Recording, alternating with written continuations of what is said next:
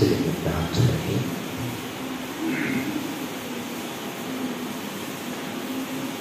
ओम नमः सिद्धिभ्यां।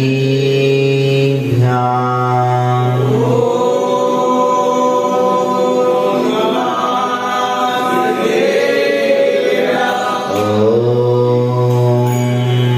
नमः सिद्धिभ्यां।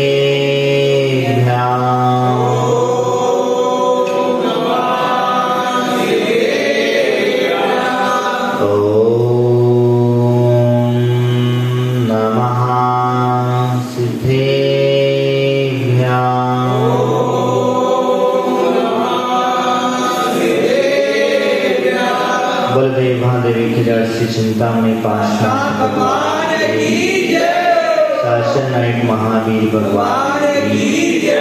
चारित्र चक्रवर्ती पद्माचार्य श्री शांति सागर जी महाराज की जय। आचार्य गुरु श्री धन सागर जी महाराज की जय। आचार्य गुरु श्री फूल सागर जी महाराज की जय। राधसांग सिरवाणी माता की जय। आचार्य श्री बलदेव महाराज की जय।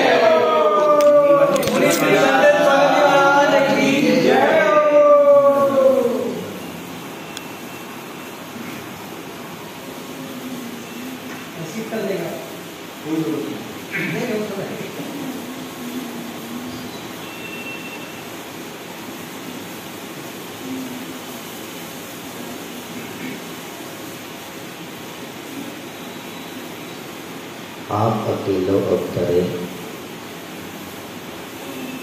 मारे अकेला होए, यूं कहूँ इस जीव को साथी सदा को।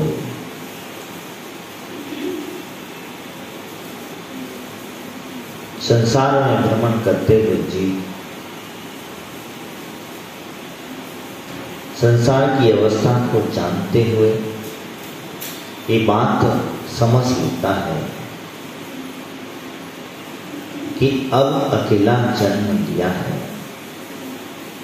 तो मरना भी अकेला ही पड़ेगा। संसार में एकत्व की भावना आते हुए, क्योंकि ये भावना भविष्य नाश करने वाली है।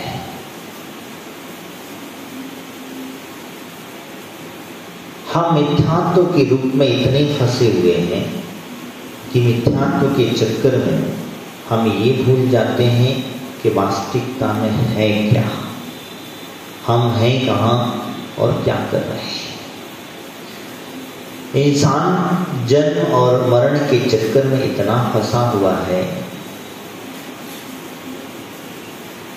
और इतनी बार उसने जन्म मरण कर लिया है कि उसे वही अच्छा लगता है।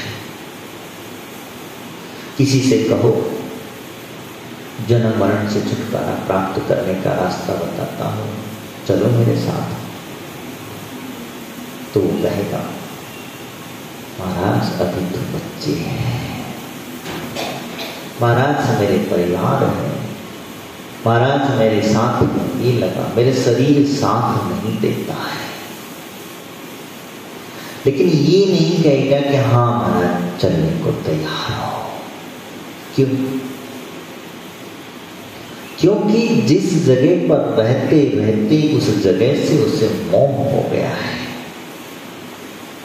और इतना मोह हो गया है कि अब उसे छोड़ना नहीं चाहता, कितना भी कोशिश करे।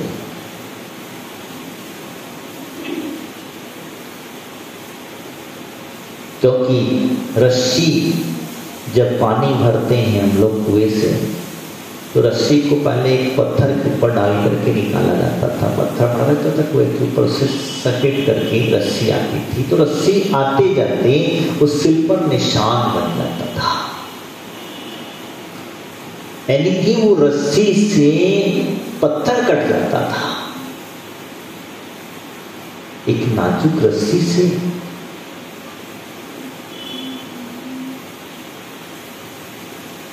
वो वो पत्थर पर निशान बन जाता था, आते जाते उस रस्सी का निशान, और हमेशा हुआ करता था। तो वो रस्सी वहीं जाकर के बार बार दूसरी जगह पर लेकर के जाओगे नहीं जाएगी, वही उस गड्ढे में जाके फंस जाती है। उसी प्रकार से हमारा जीवन हो चुका है। हमने न जाने अनंत बार इस जन्म मरण को धारण कर लिया है। इस वजह से कोई नहीं चाहता कि जन्म मरण से छुटकारा मिले।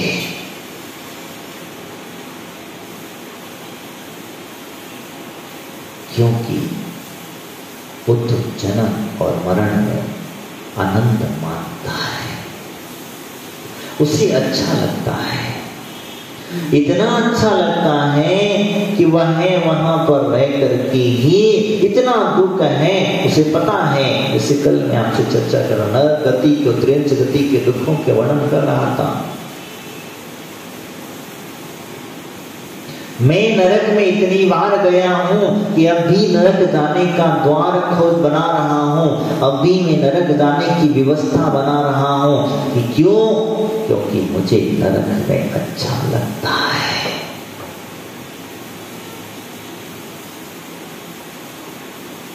इसीलिए तो मैं उस रास्ते पर बार बार चलता हूं, क्योंकि उसका रास्ता मुझे पता है, मोक्ष का रास्ता मुझे अभी तक पता नहीं, परिचय नहीं है, अनभिज्ञ हूं, उस रास्ते पर चलने में सामर्थ्य नहीं है। क्यों? क्योंकि मुझे पता ही नहीं कितना दूर जाना पड़ेगा। लेकिन नरक आदि गतियों में, चारों गतियों में भ्रमण करने के रास्ते उसे पता चल चुके हैं। एक इंद्रिय से लेकर के पंचेंद्रिय पर्यंत वह अकेला ही जन्म लेता है और अकेला ही मरता है। जन्म के साथ तो अनंत खुशियां लोग मना लेते हैं, लेकिन मरण के साथ कोई खुशी नहीं मनाता है। मैंने बीच में एक कहानी बताई थी अब 2-4 दिन पहले ही, कि शमशान में जा रहा था बुढ़ा,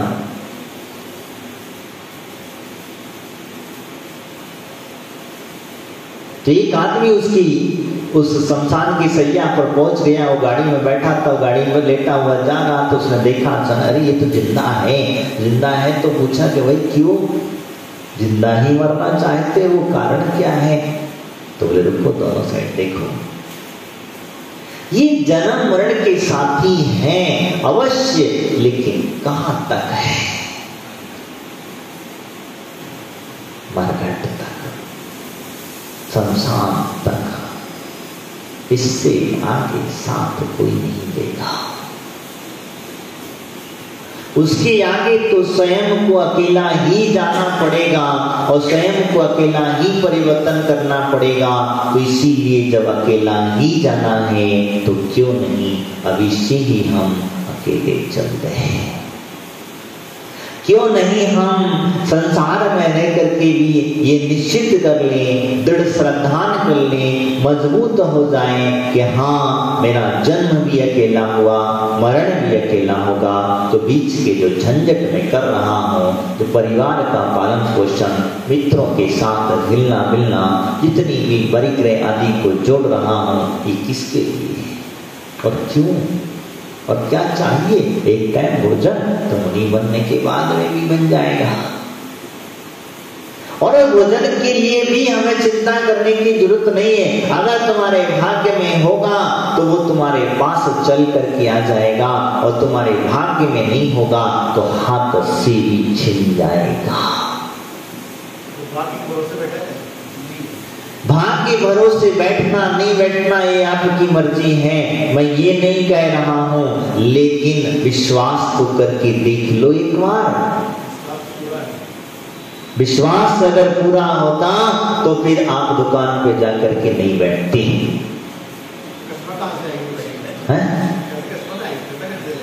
क्या कौन सा कर्म? कौन सा कर्म? जिस कर्म की चर्चा कर रहे हैं वो कर्म तुम्हारे जिसके लिए तुम कर रहे हो, क्या वो तुम्हारे साथी हैं? जब तक है कोई साथी नहीं साथ में। कौन साथी है? चलो तुम जब तक है तुम कहते हो यही की यही चर्चा कर लेता हूँ। आपकी धर्मपत्नी जी है यहाँ पे? साथी कहते हो तो हम पूछ लेते हैं उनसे ही पूछ लेते हैं कि कितना साथ देती हैं आपका। जेब में जब तक तुम्हारी लक्ष्मी है तब तक तुम्हारी पूछ है, और जिस दिन लक्ष्मी देना बंद कर दोगे उस दिन तुमको कहना चलो, ताना मारना चलो, घर में बैठ रहे तो निठल्ले बन करके टीवी और कुर्सी को तोड़ते रहते हो। तो ये ध्यान रखना, यही तो एकत्व भावना कह रही है।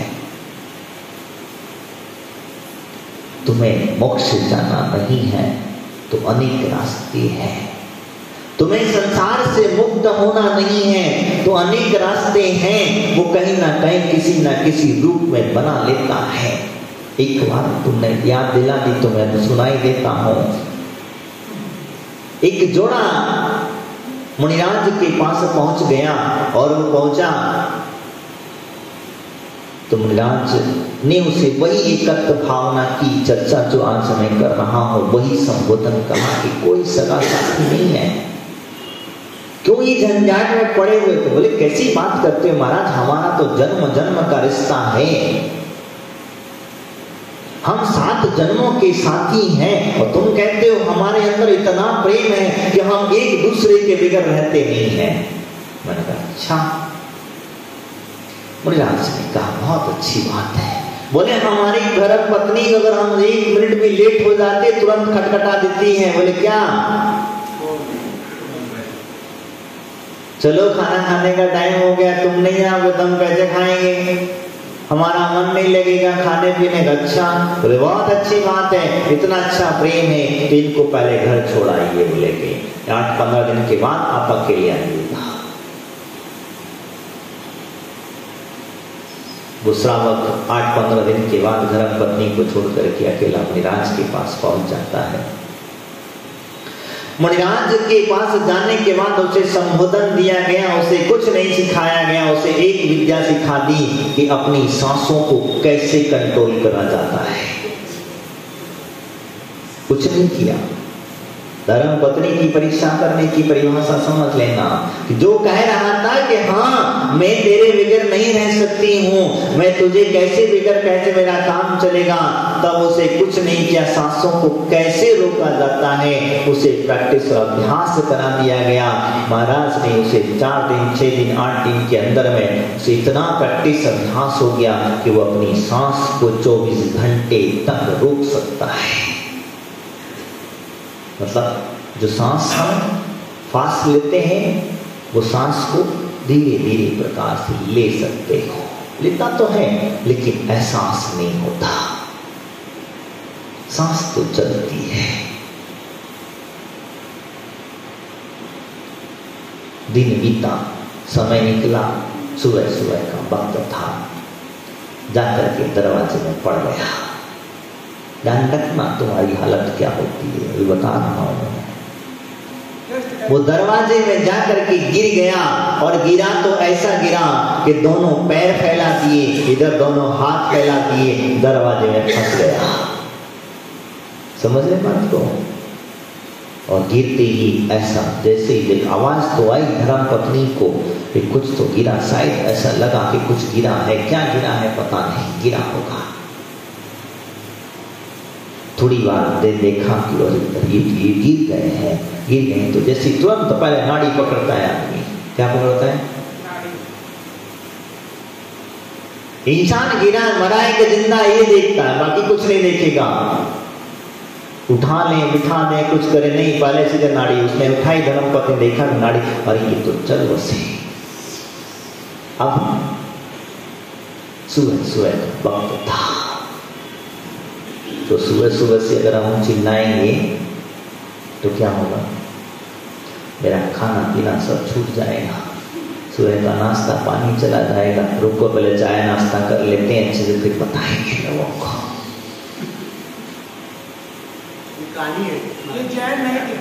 ये कहानी नहीं है, ये हकीकत है। ये हकीकत है। इसको समझ लेना मैं जो कह रहा हूं, भले ही आपको कहानी लगती होगी, लेकिन ये जिंदगी का हकीकत है और जिंदगी की हकीकत इसी प्रकार से चल रही है।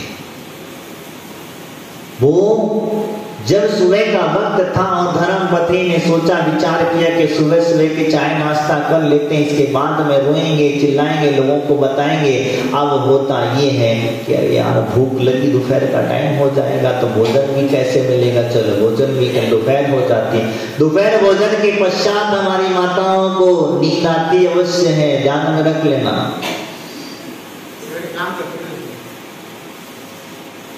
माता बुरा मत मानना, जो बात कह रहा हो सकता है, वो तो जो है सो है। वो नींद आती है और नींद आती है तो वो सोची विचार करती कि अगर अभी रोएंगे तो नींद खराब हो जाएगी, तो चलो क्यों ना अभी थोड़ा सो लेते हैं। बेचारा आदमी दरवाजे में पड़ा है, वो आदमी दरवाजे पर पड़ा हुआ है और थोड़ी देर बाद अब होता ये है, शाम का 4-5 बज जाते हैं। फिर वही शाम की क्रिया, 4-5 बजे भोजन आदि, नाश्ता आदि, चाय पानी आदि, बज गए 6-7-8। अब कहते फिर रात को रात भर जगना पड़ेगा, रात में तो कोई ले जाएगा नहीं, तो फिर सुबह ही बात करेंगे। बेचारी सो जाती है, आदमी वहीं पड़ा है। वो धर्म पत्नी जिसके बगैर 1 सेकंड नहीं रह सकती थी, वो वहीं सो जाती है और कहते हैं सुबह उठती है। उठते ही देखा फिर वही दिनचर्या, दोपहर हो गया, 2 दिन बीत गए, दान रखना आदमी वहीं पड़ा है, जैसा पड़ा है उसी हालत में पड़ा है। दूसरे 2 दिन की पश्चात अड़ोसी पड़ोसियों ने सोचा कि भाई क्या बात है, अंदर से कोई आवाज नहीं आ रही है, कोई है या नहीं है। उन्हें आवाज दी गई, आवाज लगाई तो जैसे ही आवाज किसी ने देखा, भाई दरवाजा खटखटाया, और जैसे ही दरवाजा खटखटाया, अरे ये मुझे छोड़ करके कब चले गए, और रोना धोना दुनिया भर का चालू कर दिया। जब तक कोई नहीं आया था, जब तक कोई नहीं था, तब तक हम नहीं रोए। देखना, जब कोई व्यक्ति अपना बीच में से चला जाता है, तो जब आप अकेले रहते हो तब आपकी आंखों से आंसू नहीं आते। जब कोई सांत्वना देने पहुंच जाता है तो और जोर जोर से चिल्लाना चालू कर देते हो। ये सचित फैक्ट है, ये कहानी नहीं है, स्वयं जीवन का सत्य है। जितना सांत्वना देता है, जितना समझाता है, उतना ही ज्यादा दुखी होता चला जाता है, जितना ही रोता चला जाता है। तो कारण क्या है? तो ये सत्य है कि ये दिखावा है कि दिखावे के लिए रो रही, और इतनी जोर से रोती, इतनी जोर से रोती कि सारा घर इकट्ठा हो जाता है, पूरे गांव भर में हल्ला हो जाता। 2 दिन तक चुपचाप उसी शमशान, उसी मुर्दे के साथ रही, उसी मुर्दे के साथ खाई पी। लेकिन जैसे ही किसी ने देखा तो देखना आगे होता क्या है, समझ लीजिए। अब होता ये है कि मुर्दा 2 दिन में अकड़ जाता है। कोई व्यक्ति पड़ा रहेगा तो अकड़ जाएगा, अब कैसे सीधा हो। अब निकालने की बारी आई तो निकाला जाए, तो कैसे निकालें इसको बोलेंगे। तो लोग अड़ोसी पड़ोसी कहने लगे कि दरवाजा तोड़ करके निकालना पड़ेगा, चौखट काटना पड़ेगी, काट करके निकालना पड़ेगा, ऐसे तो निकाल नहीं सकते। अब इसको बोलेंगे तो अंदर से रोते रोते आवाज आती है, वो भी को ज्यादा याद है।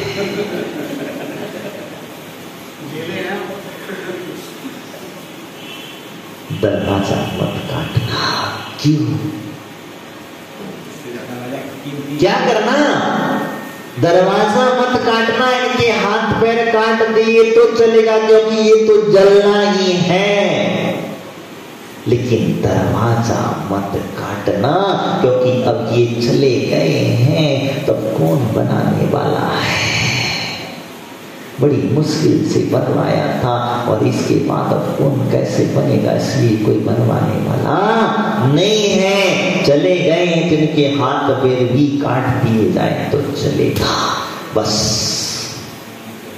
आदमी उठ करके खड़ा हो जाता है।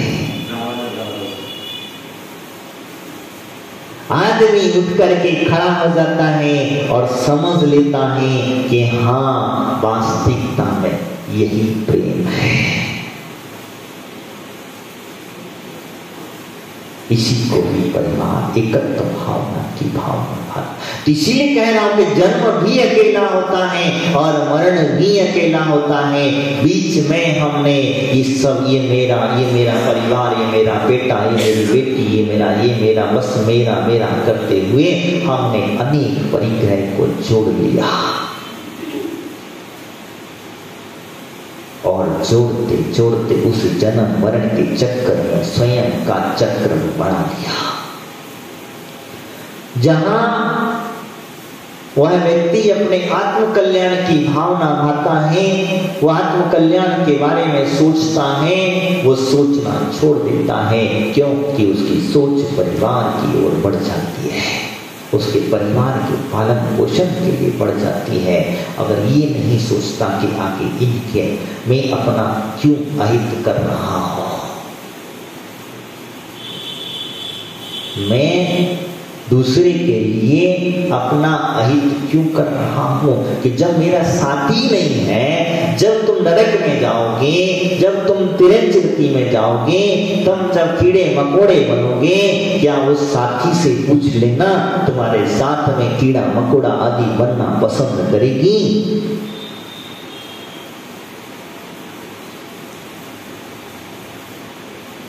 क्या उन माता पिता से पूछ लेना, उन बच्चों से पूछ लेना कि आप हमारे साथ में ही बनना पसंद करोगे?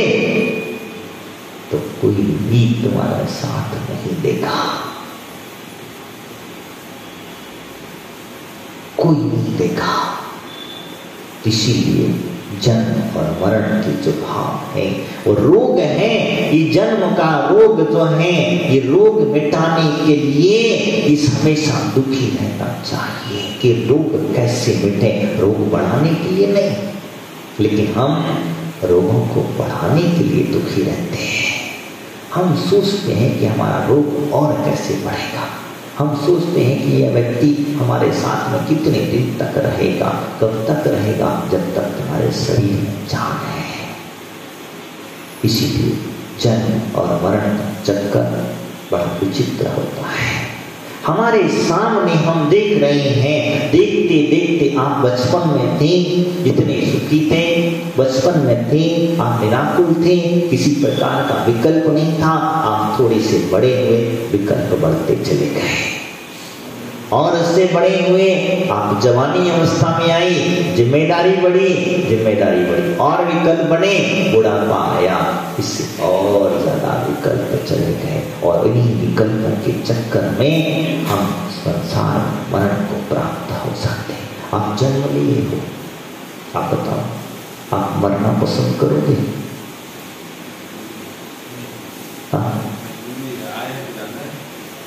आए हैं तो जाना है, लेकिन मरना पसंद करोगे? नहीं।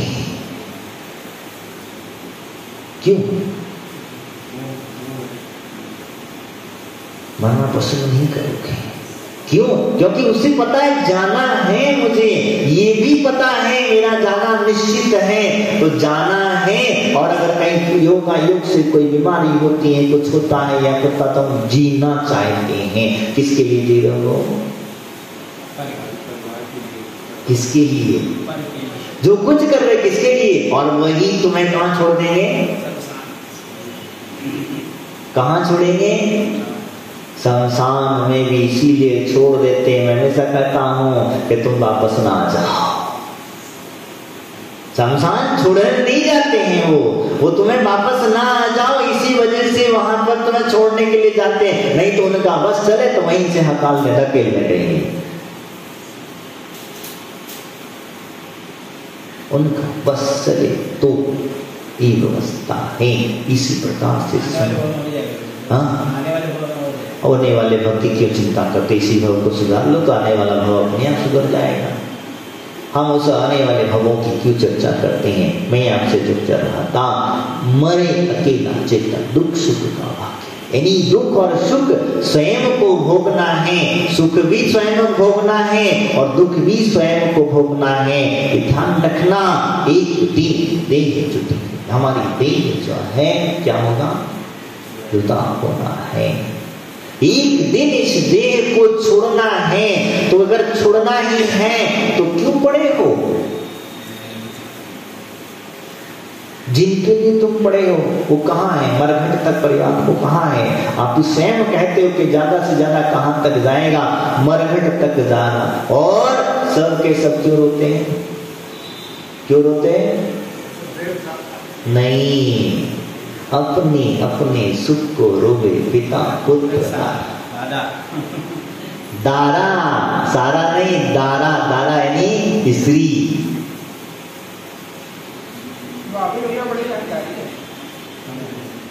जानकारी से मतलब नहीं है। हम यहाँ चर्चा एकत्व की कर रहे हैं, ये भावना की चर्चा कर रहे हैं। जब कहीं आपको दुख मिले, जब कहीं आपको पीड़ा हो, जब कहीं आपको कोई परेशानी हो, उस समय पर इन भावना को भा लेना। आपका दुख सुख में परिवर्तित होने लग जाएगा।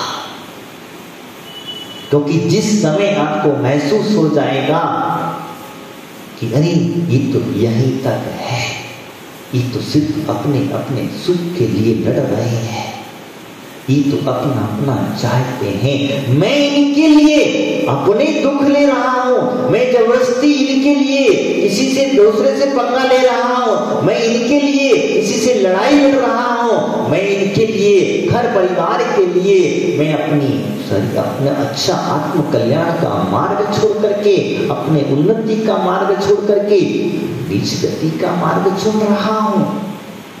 किसके लिए चुन रहे हो? तुमसे कहा था 1 घंटा मंदिर में अधिक बैठना है तो बैठ पाओगे? नहीं, क्योंकि वो तुम्हारा आत्म कल्याण का भाव होगा। और दुकान पे 1 घंटा ज्यादा बैठना हो तो, ऑफिस में 1 घंटा एक्स्ट्रा बैठना हो तो वहां चल जाएगा, क्योंकि वो पतन का मार्ग है और ये पुण्य का मार्ग है। चुनना आपके हाथ में है, जाना आपको कहाँ है ये आपको समझना है, किस मार्ग पर चलना है ये तुम्हारे हाथ में। तीर्थंकरों ने इस एकत्व भावना को भाया, इसी वजह से ही तो घर परिवार का त्याग कर रहे। यही एकत्व भावना है। जब उन्हें वैराग्य की जननी जन्म लेती हैं, तब उस समय पर उन्हें संबोध दिया जाता है, कहता है माता पिता परिवार कोई नहीं है तुम्हारा साथी। जिन साथी के लिए तुम अपना करके बैठे हो, अरे तुम्हारे पास तो कुछ नहीं है, तुम्हारे पास तो पिंच मात्र भी थोड़ा बहुत भी परिग्रह है। जिनके पास 6 खंड का अधिपति भी होता है, उनके भी छोड़ करके जाना पड़ता है।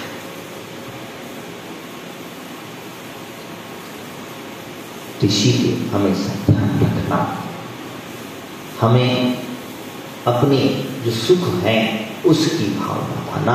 मैं सुखी कैसे हूँ, किस प्रकार से हूँ, मुझे सुख मिले, मैं तो अनंत सुख की प्राप्ति करूँ, ये भावना होना चाहिए।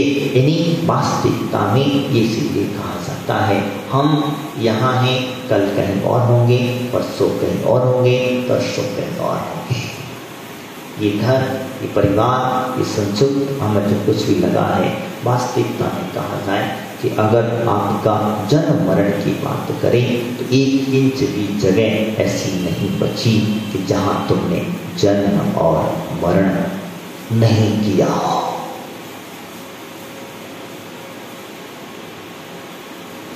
इस भूखंड के अंदर में आपकी ऐसी जगह नहीं बची है, इस जम्मू द्वीप संबंधी ऐसी कोई जगह नहीं बची है कि जहां तुम्हारा जन्म और मरण ना हुआ हो। जरूरी नहीं है कि इस मनुष्य पर्याय से ही जन्म हुआ होगा।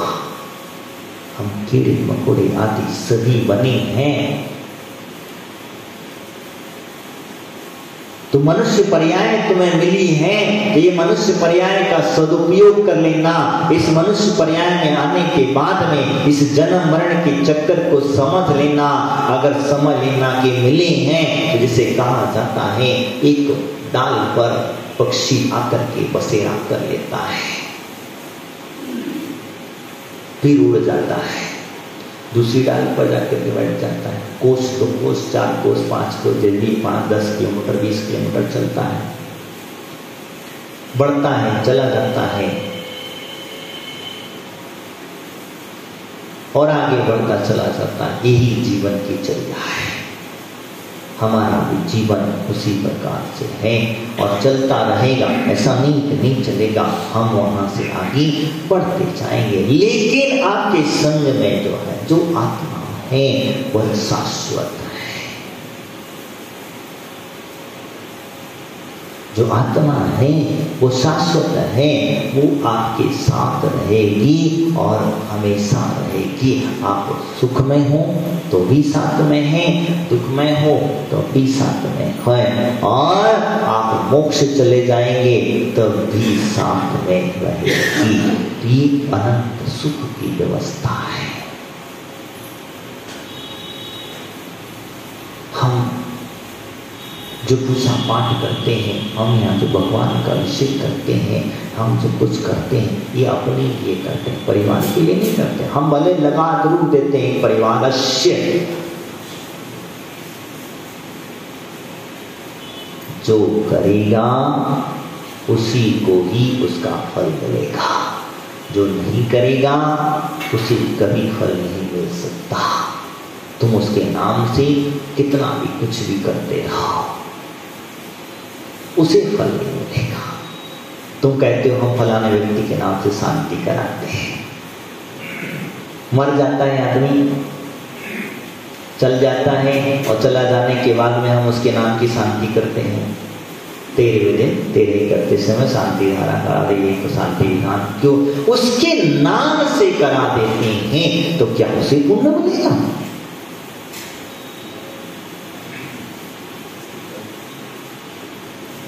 बताओ मुझे, क्या वो जो पुण्य है, जो शांति विधान का पुण्य है या शांति धारा का पुण्य है, क्या उसे मिलेगा? जो दान हमने उसके नाम से कर दिया है, क्या उस दान का फल उसे मिलेगा? हाँ,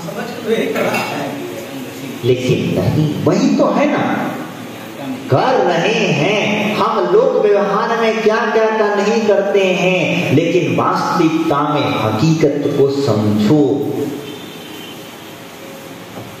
आप क्या कर रहे हैं? मैं आपकी मान्यता को नहीं तोड़ रहा हूं, मैं तो आपसे उसे एकत्व की भावना की चर्चा कर रहा हूं। क्या उसे वो पुण्य मिलेगा?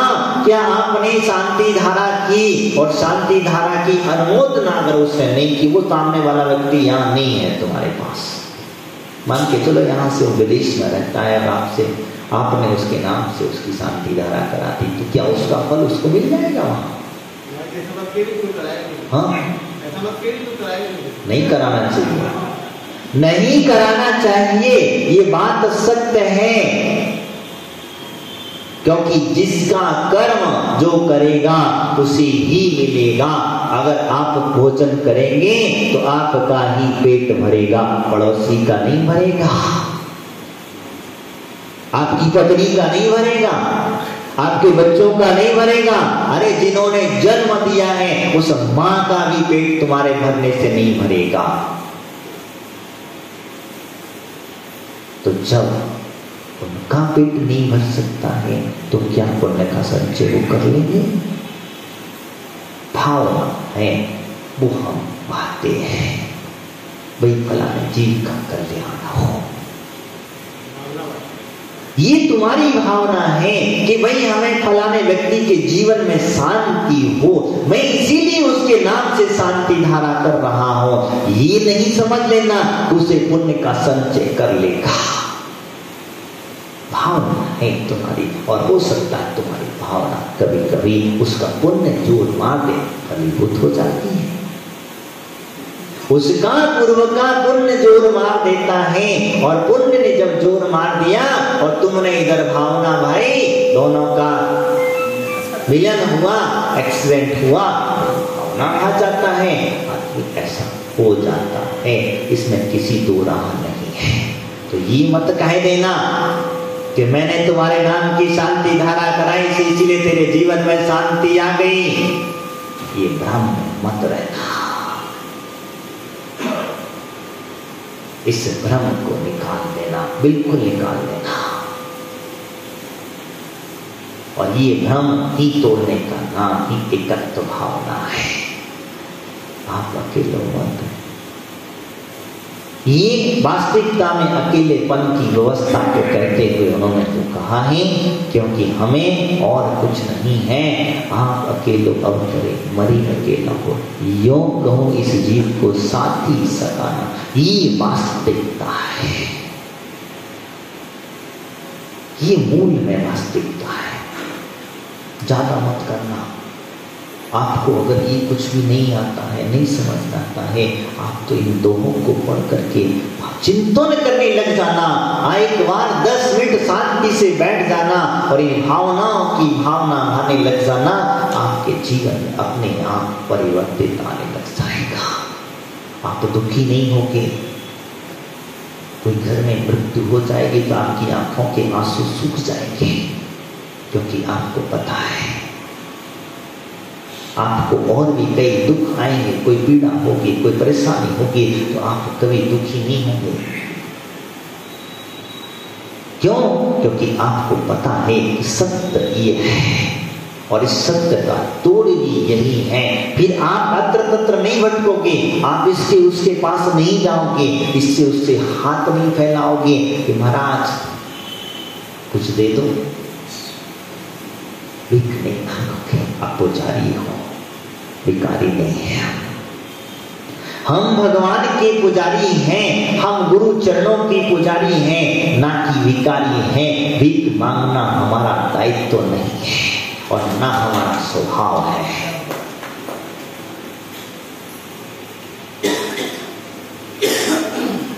जिसे वास्तविकता समझ लेगा, जिसे अपने जीवन की यात्रा जान लेता है, वही व्यक्ति ही अपने आप में एकत्व की ओर समर्थ पाता है। अन्यथा संसार में एकत्व की चर्चा करने वाले बहुत मिल जाएंगे, बहुत संबोधन देंगे, लेकिन जीवन में उतार लेना वो सबसे बड़ा सत्य है। जीवन को समझ लेना वो सबसे बड़ा सत्य है। और जिसने समझ लिया, जिसने जान लिया वास्तविकता में कि हाँ मेरे जीवन का सार यही है, मुझे यही करना है, तो वो वही करेगा, बाकी के झंझट में नहीं पड़ेगा। आज इतना ही। बोले महावीर भगवान की जय।